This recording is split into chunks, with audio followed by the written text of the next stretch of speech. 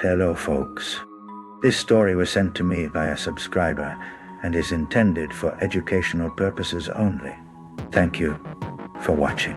4.2 Grams Magic Mushroom. My dishwasher turned into a therapist and made me cry about sandwiches. I took them in the afternoon, which felt safer than nighttime. Though in retrospect, it didn't matter. Time doesn't care. It was sunny. I had the window cracked open, and birds were yelling things at each other like they owed each other money. The mushrooms had been sitting in a small blue ceramic bowl for days, looking patient. I ground them up, made tea, sipped it slowly while staring at my dishwasher as if it were going to reveal a hidden portal. And, in a way, it did. Around the 40-minute mark, I began to feel like the room was trying not to laugh. My hands looked like they were holding secrets. I walked into the kitchen to get a spoon for no reason, and found that the tile floor was breathing calmly, like it was meditating. I said, "Hey," to the microwave.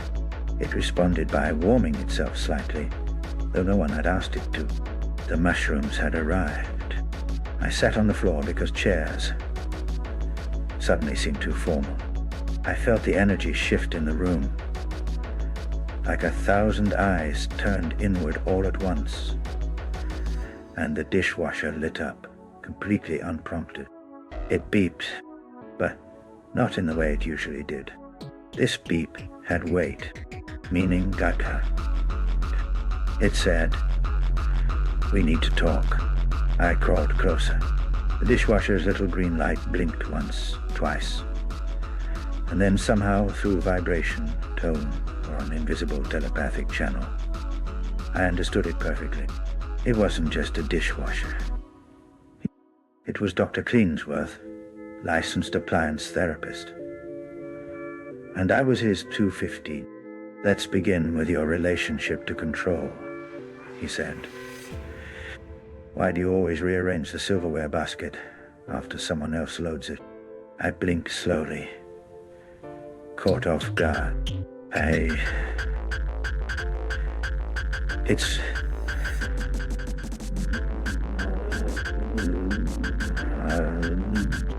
on to the floor. "Interesting," said the dishwasher, cycling its sprayer slowly. "Do you feel you must organize chaos to feel safe?" Suddenly, I felt very seen, and kind of attacked by something that washes cereal bowls. Before I could answer, the room shifted again. The kitchen tile stretched into a long hallway, made of refrigerator magnets and burnt toast. I followed it, barefoot, heart pounding with mushroom insight. At the end of the hallway was a door labeled, "Sandwiches you never finished." I opened it and was immediately overwhelmed by the smell of mustard and missed opportunity. Inside were hundreds of sandwiches, some fresh, some fossilized. A particularly angry ham sandwich pointed at me with a pickle. "You made me?" And then got distracted by your phone. I sat there for hours. Do you know what abandonment feels like with mayonnaise involved? I started crying. The emotional gravity of half-eaten sandwiches was real and deep. One of them, the grilled cheese from 2019, offered me a napkin. "We don't hate you," it said gently. "We just want closure." I sobbed and whispered, "I'm sorry." The sandwiches nodded and slowly faded into the wall, which then turned into a giant index card that read, "Lesson 1 complete." Back in the kitchen, the dishwasher dinged. "You've accessed the guilt pantry. That's progress. Shall we proceed?" I nodded. I was now sitting cross-legged on the counter like a confused monk. The fridge began speaking in riddles about emotional nutrition. You take in too much guilt and not enough joy. You keep leftover regret in Tupperware. You refrigerate your dreams and let them expire. I screamed. How do I fix it? Into a bag of frozen peas. The peas answered in Swedish. I don't speak Swedish, but I got the gist.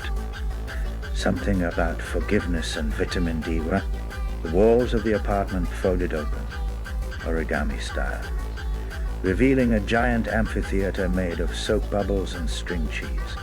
My cat floated by in a small gondola, wearing glasses, and reading a book titled How to Cope When Your Human Melts.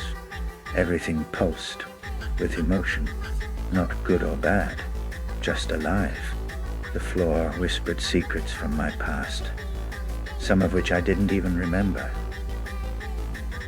I apologized to a spoon. I confessed to a lamp that I never truly appreciated its soft glow. I forgave a blender. I once burned out trying to make almond butter. The trip peaked as I merged briefly with my own kitchen table. We became one. I was the table. I held things. I supported spaghetti dinners, awkward conversations, overdue bills, laughter, silence, mail. I felt used, but I also felt honored. I started crying again. The dishwasher applauded with a slow, satisfied beep. Eventually, everything began to return. Slowly, gently. The world didn't snap back. It melted upward.